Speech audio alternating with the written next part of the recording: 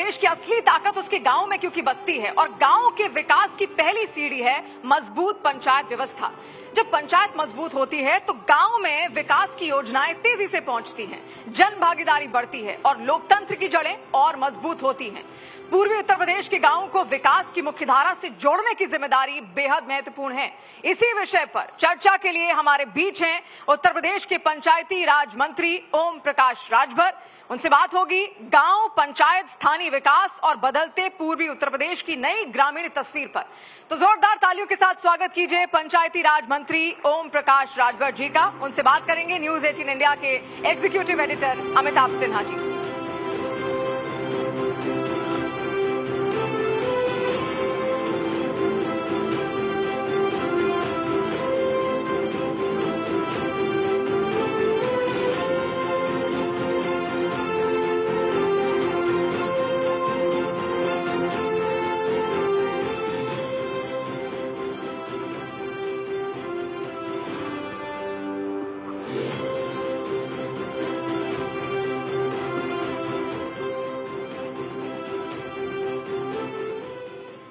बदलता पूर्वी उत्तर प्रदेश, इस विषय पर शायद बहुत कम ही चर्चा होती होगी क्योंकि पूरे पूर्वांचल की चर्चा होती है, विकास की चर्चा होती है, लेकिन इसका जो कायाकल्प हुआ है उसके ऊपर चर्चा बहुत कम हुई है। हमारे साथ इस वक्त मौजूद हैं पंचायती राज मंत्री ओम प्रकाश राजभर जी। राजभर जी, पूर्वांचल के तो एक बहुत बड़े चेहरे, पियरका चचा, बड़ा फेमस नाम आपका, पियरका चचा। क्यों पियरका चचा बोलते हैं? क्योंकि हमारी पार्टी का झंडा पीला है, हमारा साफा पीला है, पीला जैकेट पहनते हैं। इस नाते लोगों के मन में पहचान की एक नई भीड़ में एक नई पहचान लोगों ने ये दिया कि भाई पियरका चाचा ही एक ऐसे व्यक्ति हैं जो बेबाक बोलते हैं। इस नाते लोग पसंद करते हैं पियरका चाचा बोल करके। लेकिन चाचा बेबाक बोलता है लेकिन बड़ा विवाद हो जाता है। नहीं, विवाद नहीं होता है, सच्चा कड़वा होता है थोड़ा। तो उसके बारे में हम आगे बात करेंगे। हम लोग शुरुआत करते हैं। देखिए, बहुत सारे जेन जी बच्चे हैं यहाँ पर आजकल, जेन जी अल्फा, बहुत सारी चर्चाएं हो रही हैं। आप तो 70 के दशक के जेन जी हो, कितना स्ट्रगल किया आपने ऑटो चलाया, आपने सब्जी बेची, आपको शायद किसी ने ऑटो चलाने के वक्त किसी ने अपमान किया था बहुत ज्यादा। क्या कहानी है, कहाँ वहां से यहाँ तक की छोटी सी जिंदगी अगर बताएं, पूर्वांचल में क्या स्ट्रगल किया आपने, जो आपकी लड़ाई लड़ी यहां तक पहुंचने में, यह बताएगा कि कैसे पूर्वांचल का भी विकास हुआ है। देखिए, जब मैं शिक्षा पीरियड में था तो गरीबी एक अभिशाप है ना, तो गरीबी मुझे मजबूर किया। मैं पढ़ता था, दिन में स्कूल जाता था और रात को ऑटो रिक्शा चलाता था, और जो कमाई होती थी अपनी फीस अपने परिवार को चलाने के लिए खर्च करता था। उसी बीच पूर्वांचल की धरती पर मान्यवर कांशीराम जी से भेंट हो गई। उन्होंने समाज में शिक्षा, समाज में स्वास्थ्य, रोजगार, नौकरी, सामाजिक परिवर्तन की जो बात उन्होंने समझाई, वो बात हम लोगों को समझ में आई और धीरे धीरे हम लगभग शिक्षा पीरियड में ही मान्यवर कांशीराम जी के साथ 14 साल रह गए। और 14 साल उनके साथ होने के बाद कुछ विवाद मुख्यमंत्री सुश्री मायावती जी से हुआ, मैंने पार्टी छोड़ दी।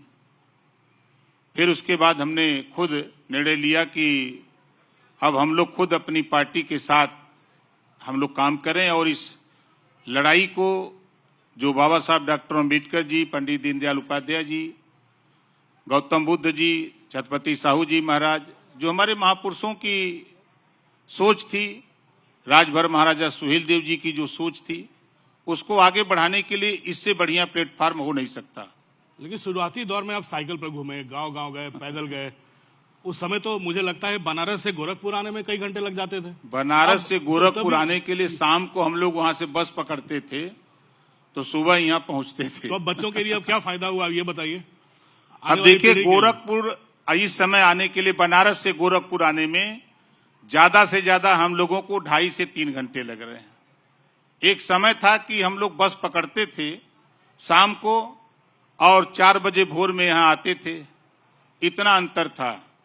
हम लोग जैसे बनारस से लखनऊ जाते थे तो बनारस से लखनऊ जाने में बाई रोड हम लोगों को 7 घंटे 6 घंटे से कम नहीं लगता था, ज्यादा लगता था।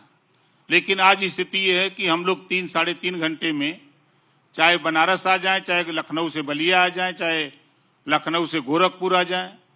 इतनी सुविधा इधर 9 साल के अंदर जो सूबे के मुख्यमंत्री माननीय योगी आदित्यनाथ जी के नेतृत्व में, जैसा कि अभी आपके स्क्रीन पर गोरखपुर लिंक एक्सप्रेसवे की चर्चा, पूर्वांचल एक्सप्रेसवे की चर्चा, जिले से जिले की 75 जिले की कनेक्टिविटी इतनी बढ़िया हुई है और देश में पहला उत्तर प्रदेश है जहां सबसे ज्यादा एक्सप्रेसवे बने हैं। देश का पहला उत्तर प्रदेश है।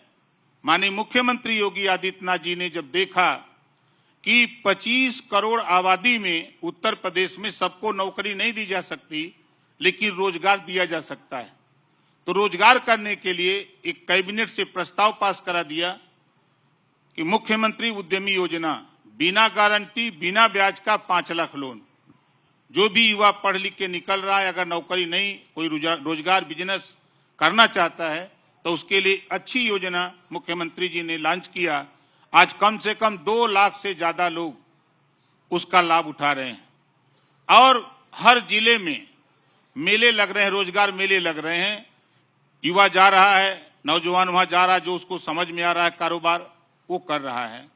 हम गोरखपुर में हैं, आप बैठे हैं, ये 10 साल पहले का है और 10 साल बाद आज का जमीन आसमान का अंतर है। हम जहां बैठे हैं आप महसूस करते होंगे, बिल्कुल है ना?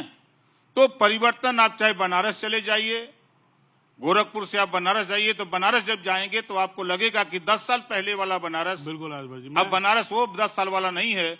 आज का बनारस पूरी दुनिया में एक अपनी ख्याति प्रसिद्ध कर रहा है। आज पूर्वांचल, जिसकी चर्चा हम लोग पूर्वांचल की बात कर रहे हैं, पूर्वांचल इस समय पूरे देश और प्रदेश दोनों की मिल करके बनारस ने प्रधानमंत्री दिया और गोरखपुर ने मुख्यमंत्री दिया, दोनों पूर्वांचल से हैं। तभी पूर्वांचल आगे बढ़ रहा है, लोगों की तालियां बता रही है। लेकिन एक चीज बताइए, आप गांव घूमते हैं, देहात घूमते हैं, अभी भी आपने अपना संपर्क नहीं छोड़ा है, तो जो असंतोष युवा में उठा था, दिल्ली में आपने देखा, कई राज्यों में देखा, उत्तर प्रदेश में उस स्तर पे हंगामा नहीं हुआ। आप गांव जाते हैं, देहात जाते हैं, अपने समाज में देखते हैं, क्या युवा संतुष्ट है? आपको लगता है कि जेनजी सरकार के साथ मिलजुल कर आगे बढ़ने को तैयार है? जांच हो रही है। देखिए, हम भी छात्र रहे हैं। छात्र कभी भी अपने आचरण से दूसरी दिशा नहीं जाता है। जो छात्र अपनी बात को लेकर के गया जंतर मंतर पे, वो अपना आंदोलन सही तरीके से कर रहा था। आपने देखा होगा कि तमाम पार्टियों, चाहे समाजवादी पार्टी हो, चाहे कांग्रेस हो, चाहे आजाद समाज पार्टी हो, चाहे आम आदमी पार्टी हो, इन पार्टियों के नेता जब वहां गए हैं तो उनके साथ अराजक तत्व प्रवेश कर गए।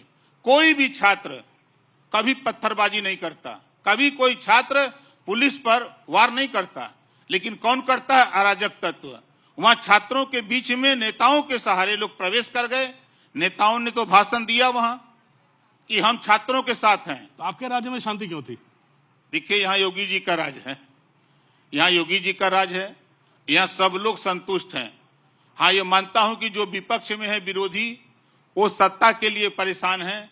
इस नाते वो चाहते हैं, जैसे उदाहरण मैं आपको दूं, बहराइच में लोगों ने सोचा कि हम दंगा करा दें, संभल में सोचा दंगा करा दें, बरेली में दंगा करा दें, लेकिन जब योगी आदित्यनाथ जी सुनते हैं और उस पर जब लगाम कसते हैं तो अच्छे अच्छे पहलवान जमीन के अंदर या तो ऊपर या तो जेल के अंदर समा जाते हैं। लेकिन प्रयागराज में तो राहुल गांधी आके हंगामा करके चले गए। नहीं, देखिए, अगर वो प्रयागराज की बात कर रहे हैं, 3 महीने तैयारी हुई, 2 लाख बच्चों ने रजिस्ट्रेशन कराया उनके हिसाब से, और 3 करोड़ से भी ज्यादा वहां खर्च हुआ तंबू, टेंट, माइक, प्रचार में। भीड़ कितनी जुटी? 5000। 2 लाख बच्चे जिनका रजिस्ट्रेशन हुआ, वही अगर आ गए होते, अगर मेरी बात गलत है तो प्रयागराज का उस दिन का यातायात आप देख लीजिए, डेली की तरह जैसे प्रतिदिन यातायात चलता है वैसे प्रतिदिन उस दिन भी यातायात था। अगर लोग आते उनकी रैली में तो सड़कें जाम होती, भीड़ भाड़ होती, दिक्कत होती लोगों को, लेकिन कहीं कोई दिक्कत नहीं। वो अपना कार्यक्रम किए और चुपचाप मार के चले गए। और मजे की बात देखिए, मैं आपको बता दूं, ये जंतर मंतर पे तो जा सकते हैं, लेकिन झारखंड नहीं जाएंगे, ये लोग पंजाब नहीं जाएंगे, क्योंकि वहां भाजपा की सरकार नहीं है। वहां इस नाते वहां नहीं जाएंगे। आंदोलन अगर करना है तो सब जगह करो। वहां भी पेपर लीक हुआ, पंजाब में भी लीक हुआ, आपके झारखंड में भी लीक हुआ, लेकिन ना राहुल जी जा रहे हैं, ना अखिलेश जी जा रहे हैं, ना ममता जी जा रही हैं, ना उद्धव ठाकरे जी जा रहे हैं, ना आम आदमी पार्टी के नेता कोई नहीं जा रहा है। राजभर जी, आपका एक विशेष स्नेह लगता है कि अखिलेश यादव जी के लिए है। आपके जो बयान कई बार आ जाते हैं, आपने कहा कि 27 नहीं, तोहरे अगली पैदाइश में भी सपा सरकार न बनी। तो देखिए, इतना भरोसा है आपको? मुझे भरोसा सरकार में रह करके माननीय मुख्यमंत्री जी के नेतृत्व में जो काम हो रहा है। देखिए, एक बात तो मैं कहूंगा कि सत्ता विरासत में मिल सकती है, बुद्धि नहीं मिल सकती। मैं फिर कह रहा हूं, सत्ता विरासत में मिल सकती है, लेकिन बुद्धि नहीं मिल सकती। यही वजह है। ये आप देखिए, बात करते हैं पीडीए की, शुरू उन्होंने किया पीडीए से, आज कहां खड़े हैं? आज उस पीडीए का अर्थ जो बताते थे पिछड़ा दलित अल्पसंख्यक, आज उस पीडीए का अर्थ बता रहे हैं पीडी से पंडित, ए से यही, इनका यही अर्थ आ रहा है। अब कहां गए? पिछड़ा कहां गया? दलित कहां गया? अल्पसंख्यक कहां चला गया? आप सिखा रहे हो, खाली बता रहे हो, जैसे वही कि समाजवादी पार्टी के नेता पढ़ा रहे हैं पाठ 16 दूनी 8। आप बताइए, 16 दूनी 8 होगा? हम लोगों के गुरु ने पढ़ाया है, पहाड़ा अध्ययन कराया, 16 दूनी 32 होता है। जब समाजवादी पार्टी की सरकार थी, मैं उनसे क्यों चिढ़ता हूं? अपनी जाति को बढ़ाने का काम किया, और जातियां जो आहिर गडेरी, कुंभी, कोयरी, भट्ट, चमार, मुसहर, धोबी, खटीक, पासी, केवट, बिंद, मल्लाह, जोल्हा, धुनिया, अंसारी, साक, शेख, सैयद, पठान, चौहान, ठाकुर, ब्राह्मण, बनिया, कहार, लोहार, इन जातियों में उन्होंने क्या किया? हम इतने पूछते हैं। एक जाति नाई को बता दें, प्रजापति को बता दें, पाल को बता दें, विश्वकर्मा को बता दें, बंजारा को बता दें, अरबंसी को बता दें कि एक भी बेटा को, 4-5 साल मुख्यमंत्री थे, 5 साल के अंदर एक भी बेटा को वो रोजगार दिए हों। आज मुख्यमंत्री योगी आदित्यनाथ जी के सरकार में सीना ठोक के कहता हूं कि समाजवादी पार्टी की सरकार थी तो पूरे देश के फेलियर बच्चे आते थे नकल मारने यूपी में अखिलेश जी की सरकार में, और पैसे पे नकल कराई जाती थी, पैसे पर नौकरी बिकती थी, अयोग्य बच्चे पैसा दे के योग्य हो जाते थे, और अयोग्य बच्चे नौकरी पा जाते थे, योग्य बच्चे फेल हो जाते थे। ये उनकी सरकार में। आज योगी जी की सरकार है, 9 लाख से भी ज्यादा सरकारी नौकरी दी गई। कोई बच्चा नहीं कह सकता कि एक भी रुपया कोई ने रिश्वत दिया हो। ये है योगी जी की सरकार, ये है योगी जी का काम। आज सारे लोगों में, चाहे अपराधी हो चाहे आमजन हो, सबके मन में भय है, अगर हम गलत करेंगे तो बाबा का बुलडोजर तो आ ही जाएगा। ये भय है लोगों में। इस नाते प्रदेश में कोई भी गलत काम करने के पहले उसके चश्मे में, उसके नजर में योगी जी दिखने लगते हैं, तो वो बैक होने लगता है कि बाबा जी तो भाई मानेंगे नहीं, अगर वो चला दिए तो फिर बचेंगे नहीं। अच्छा, पियरका चाचा कभी कभी नाराज हो जाता है, तो थोड़ा जिनके साथ है उनसे भी नाराज होकर अलग हो जाता है। नहीं, देखिए, इस बार मूड अच्छा है ना, इस बार सब साथ साथ चल रहे हैं ना, 29 तक साथ हैं, ऑल इज वेल। आप बताइए कि सपा, कांग्रेस, बसपा, अभी मैं तो कह रहा हूं, जैसे आपने कहा ना, अभी 27 में नहीं, समाजवादी पार्टी अगली पैदाइश की तैयारी करे।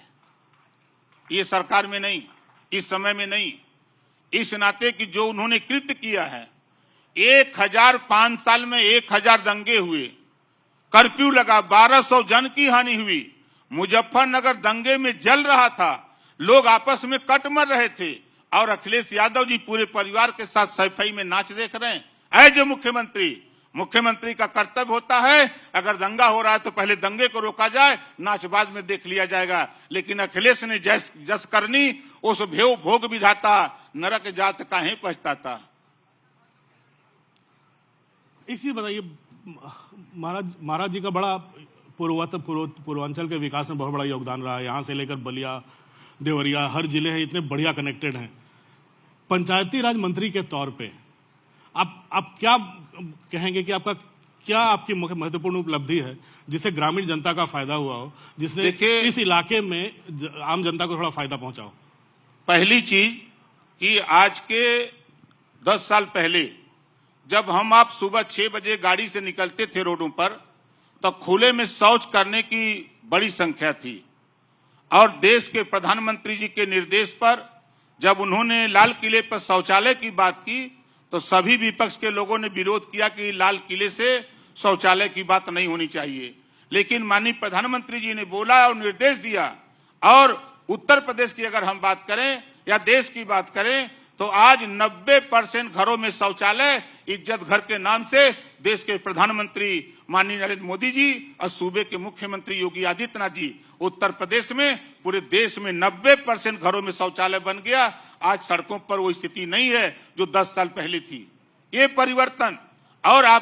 और दूसरी चीज आप देखिए, जो गौतम बुद्ध जी का सपना था कि बुद्धम शरणम गच्छामि, धम्मम शरणम गच्छामि, संघम शरणम गच्छामि, उसके बाद छत्रपति साहू जी महाराज, गौतम बुद्ध जी के बाद महात्मा ज्योतिबा फूले, सावित्रीबाई फूले, पंडित दीनदयाल उपाध्याय, जितने हमारे महापुरुष थे, सबकी मंशा थी शिक्षा को लेकर के। आज अगर आप उठा के देखिए, चलिए आप गांव में, आज के 10 साल पहले का प्राइमरी स्कूल और आज का प्राइमरी स्कूल जमीन आसमान का फर्क है। आप चलिए जिला इलाज के लिए अस्पतालों में, आपको जो कल का 10 साल पहले का हॉस्पिटल था और आज का हॉस्पिटल उठा के देखिए। मैं दावे के साथ कहता हूं, मैं एक दिन गया था अम्बेडकर नगर हॉस्पिटल में एक मरीज को देखने। वहां 31 मरीज थे। 31 से मैंने मिला और पूछा, लोगों ने कहा साहब बहुत अच्छा इलाज हो रहा है, हम लोग खुश हैं डॉक्टर से। सारे लोग इतना साफ सफाई से खुश थे, दवाई इतनी व्यवस्था से खुश थे। तो पूरे प्रदेश में माहौल बदला है। आज जो माहौल है प्रदेश का, लोगों को विश्वास मोदी जी पर और यूपी में योगी जी पर लोगों को विश्वास बढ़ा है। पिछली बार लोकसभा चुनाव जो हुए, काफी झटका पूर्वांचल में सहना पड़ा, पूर्वी उत्तर प्रदेश में। क्या विकास कारण था या जाति जाति में बांट दिया गया था वो कारण था? देखिए, झूठ बोल करके जैसे लोगों ने, विपक्ष के लोगों ने अंदर अंदर प्रचार किया कि संविधान खत्म हो जाएगा, आरक्षण खत्म हो जाएगा, इस बात को लेकर के बहुजन समाज पार्टी का वोटर भी टूट गया। लेकिन आज मोदी जी के नेतृत्व में देश का संविधान सुरक्षित है, योगी जी के नेतृत्व में प्रदेश में संविधान सुरक्षित है। आज ये दिख रहा है लोगों को कि इन लोगों ने जो बोला था वो झूठ बोला था, गलत बोला था, और उसका नतीजा हुआ कि उसके बाद आपने देखा बाई इलेक्शन हुए। लोग कहते हैं कि सरकार का चुनाव होता है, मैं कहता हूं हम लोगों ने लड़ करके जीता है। और आने वाला आप देखिएगा 2027, 2017 से भी ज्यादा सीटें एनडीए गठबंधन जीत करके आ रहा है। ये हम दावे के साथ कह रहे हैं। लेकिन आपके स्नेही अखिलेश जी को तो लग रहा है वही मुख्यमंत्री बन रहे हैं। अब देखिए, कोई दिवा स्वप्न देखे तो हम क्या करें, इस जन्म में तो नहीं बन पाएंगे, ये मैं कह रहा हूं। क्योंकि आज के तारीख में उनका वोटर, जो कोर वोटर है मुस्लिम और यादव, वो मोदी जी और योगी जी पर, उसमें से बहुत से लोग विश्वास करने लगे हैं कि देश के लिए वो मोदी जी के साथ हैं, प्रदेश के विकास के लिए वो योगी जी के साथ खड़े हो रहे हैं। आप सोशल मीडिया पर देखिए, तमाम यादव आकर के, मुसलमान आकर के बोल रहे हैं, काम की बात कर रहे हैं। ये लोग सिर्फ मुसलमानों को नफरत सिखाते हैं। हम तो कहते हैं अखिलेश जी से, आपके मंच पे कह रहा हूं, अखिलेश जी, ईमानदारी की बात अगर हो तो 20% वाला मुसलमान 4 बार यादव को मुख्यमंत्री बनाया है। आप में अगर इंसानियत हो, मानवता हो, तो 27 में सरकार बने न बने, एक बार घोषणा कर दो कि अगला चुनाव मुसलमान का बेटा मुख्यमंत्री बनाएंगे। है हिम्मत बोलने की?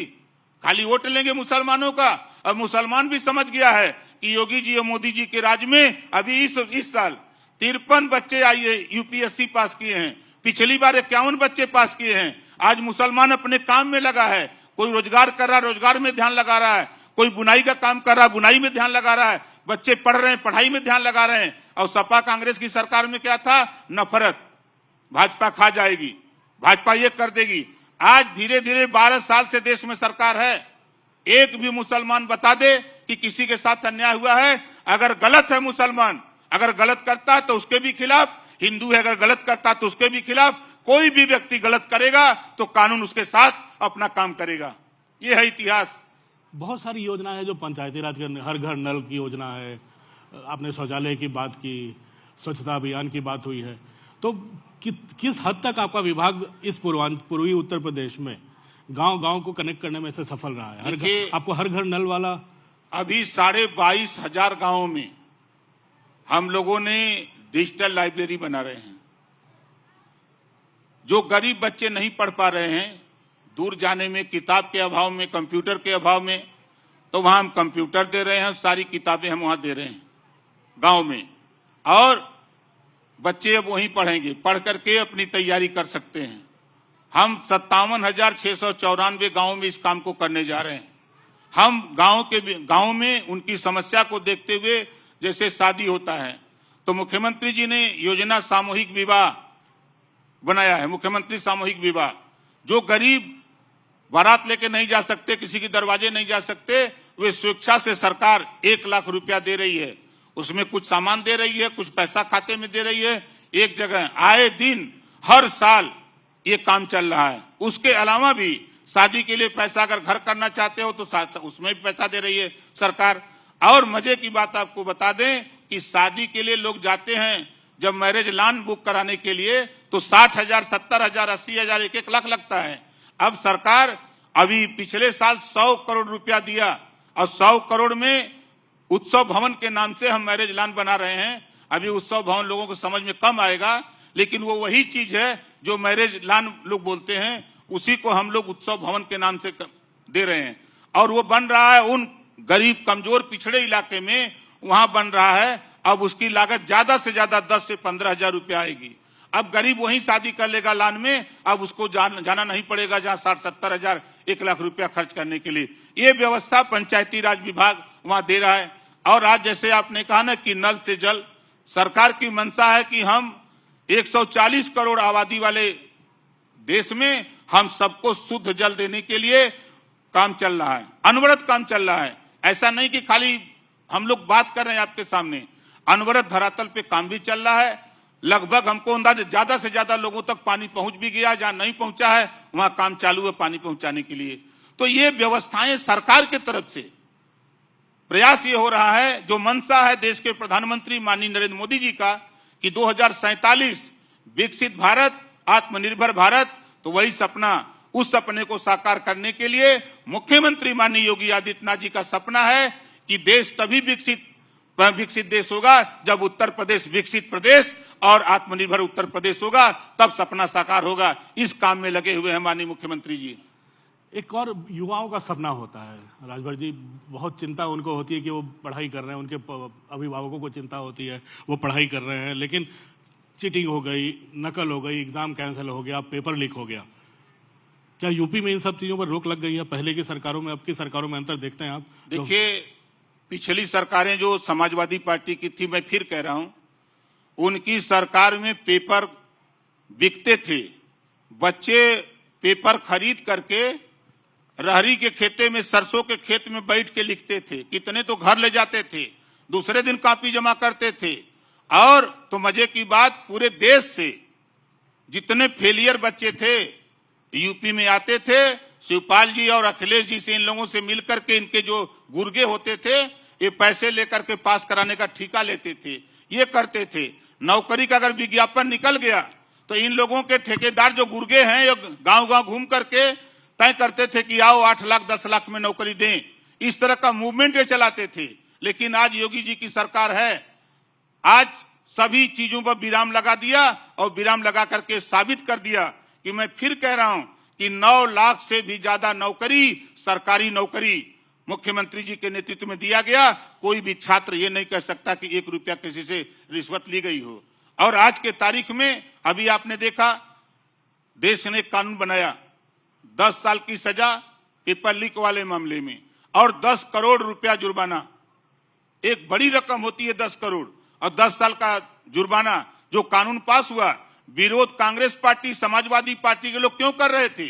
विपक्ष विरोध इस नाते कर रहा था कि कल बाई द वे हमारी सरकार आएगी, एक कानून पास हो जाएगा, तब वही शोले वाली फिल्म का डायलॉग आएगा कि तेरा क्या होगा कालिया। अच्छा, एक चीज बताइए, कानून व्यवस्था दुरुस्त, सड़कें बन रही हैं, आपने कहा कि पंचायत की व्यवस्था में बहुत काम हो रहा है, लेकिन पंचायती राज के चुनाव हाईकोर्ट के क्लियरेंस के बाद भी क्यों डिले हो रहा है? कोई जनता आश्वासन चाहती है कि देखिए, पंचायत चुनाव मैं बार बार कहता था कि मैं समय पे चुनाव कराऊंगा, क्योंकि पंचायती राज विभाग मेरे पास और समाजवादी पार्टी ने ले जाकर मुकदमा दाखिल कर दिया। दाखिल करते ही ज्यों दाखिल हुआ, उनका वकील बताया कि दाखिल हो गया। अखिलेश जी ने बयान दिया कि पंचायत चुनाव नहीं होगा। उसके बाद भी मैंने कहा नहीं, चुनाव होगा। अब हाई कोर्ट ने कहा, सरकार को तलब किया, राज्य निर्वाचन आयोग को तलब किया, जवाब मांगा, जवाब दे दिया गया। हाई कोर्ट ने कहा कि भाई आप पिछड़ा वर्ग आयोग का गठन करिए, सरकार ने गठन कर दिया।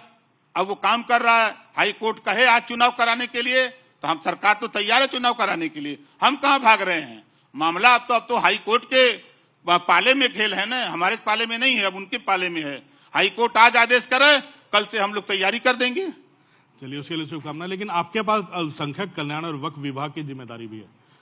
वक्फ संपत्तियों के सर्वे, अवैध कब्जों को हटाने, मदरसों के आधुनिकीकरण, एनसीईआरटी के पाठ्यक्रम सबको पढ़ाने के लिए आपके विभाग की कुछ योजना है क्या? बिल्कुल योजना है।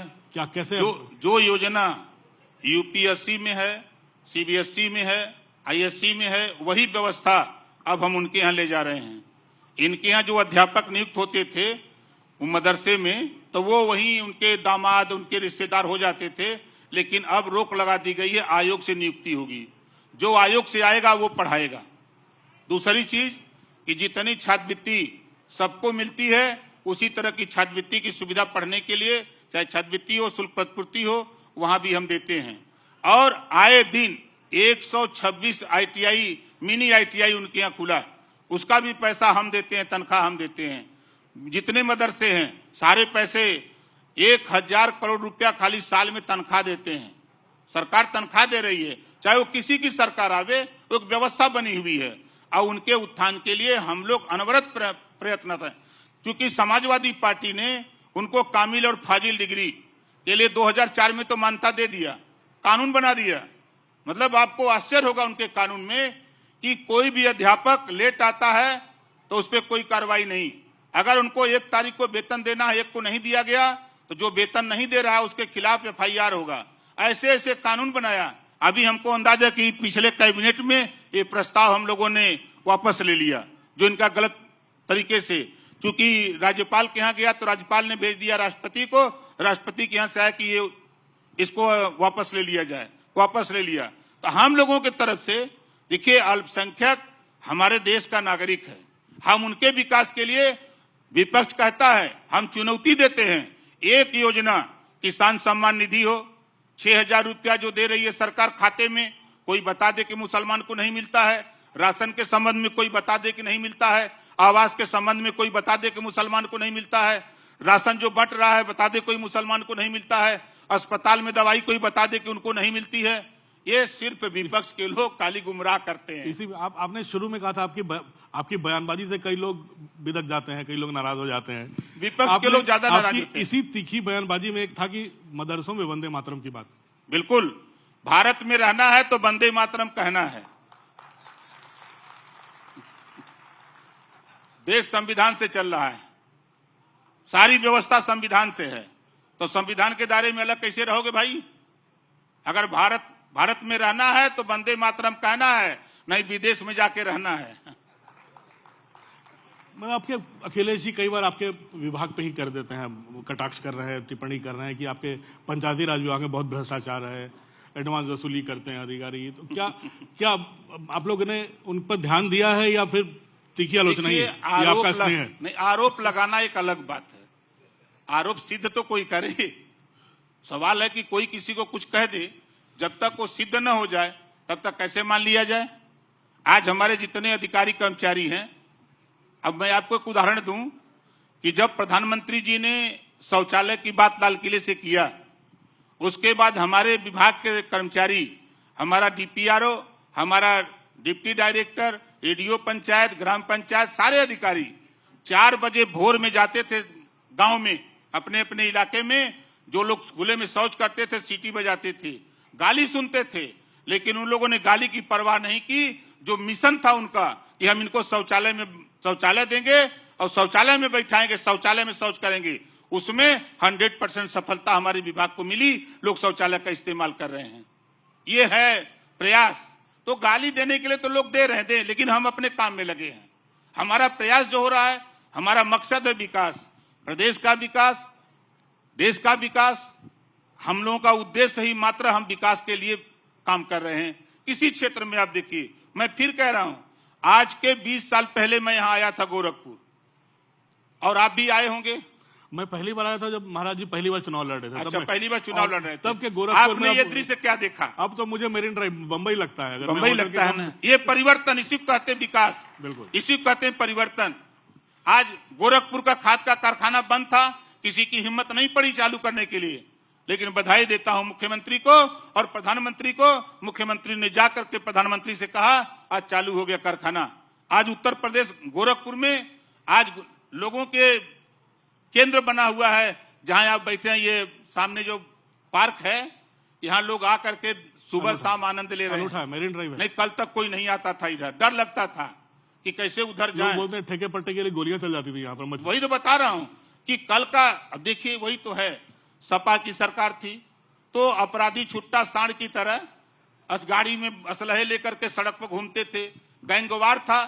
लेकिन माननीय मुख्यमंत्री जी ने पूरे गैंगवार को खत्म कर दिया। आज कोई अपराधी की हिम्मत नहीं है।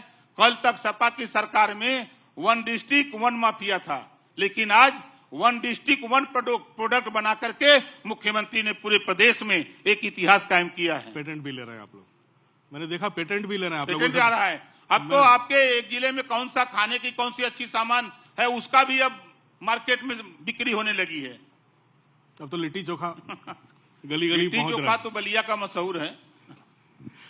सोहेल जी, मैं एक चीज पूछूंगा, आपके कुछ बयान है जो आप काफी अपने गांव वाले यहाँ की स्थानीय भाषा में भोजपुरी जो भी मिला रहता है।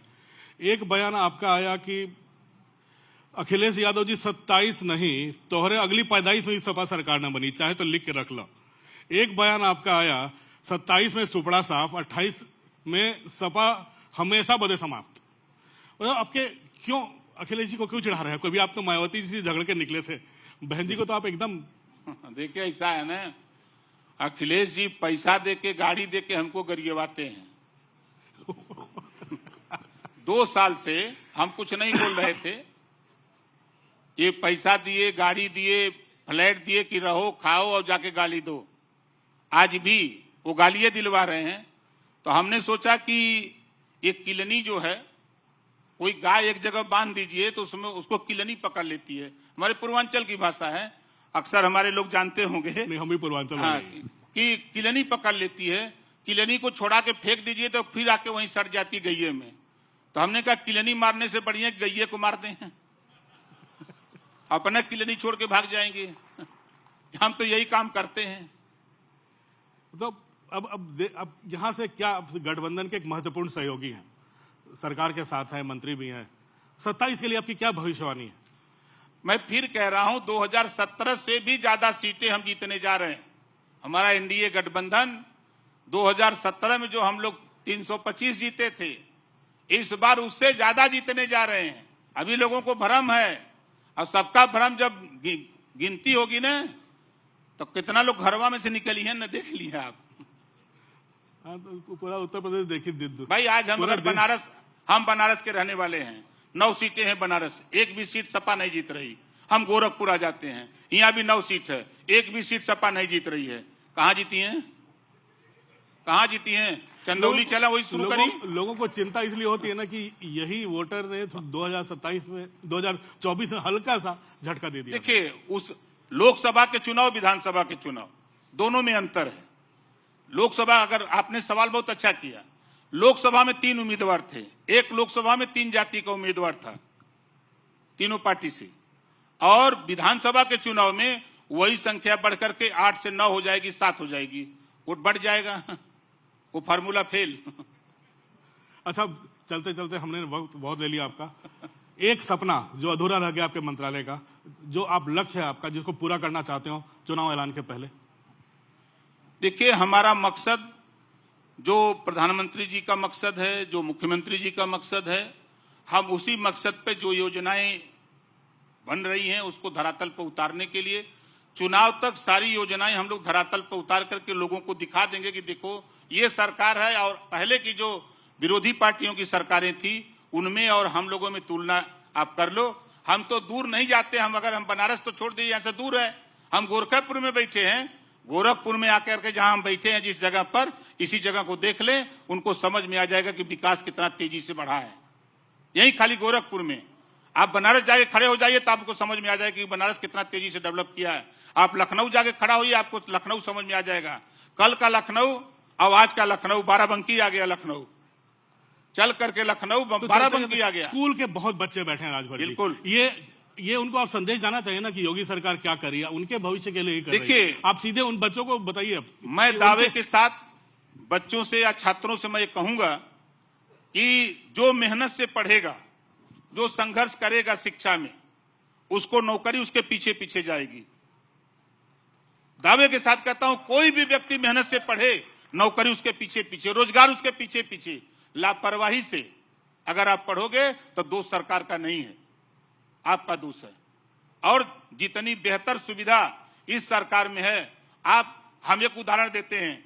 आज के 10 साल पहले बालिकाओं की शिक्षा में स्कूल जाने की संख्या, आज 10 साल पहले देख लीजिए और आज देख लीजिए, आज जमीन आसमान का अंतर है। सुबह आप निकलेंगे तो सबसे ज्यादा सड़कों पर बच्चियां साइकिल से स्कूल जा रही हैं, बसों से जा रही हैं। ये स्थिति है, परिवर्तन। लोगों में जो भय था समाजवादी पार्टी की सरकार में कि सुबह बेटी गई स्कूल, शाम को आई कि नहीं, भय रहता था, लेकिन आज सारे भय निकल गया है। बेटी स्कूल गई है तो खुशी से बेटी आ रही है और माँ बाप खुशी हैं कि धन्य है योगी आदित्यनाथ जी, गुंडागर्दी को खत्म करके हमको एक सकुशल, एक प्रभावशाली हमको देश दिया, प्रदेश दिया है जहां हम अमन चैन से घूम सकते हैं। आप आए बात की, मुझे लगता है जैन जी काफी संदेश गया होगा। बहुत बहुत धन्यवाद आने के लिए। Thank you.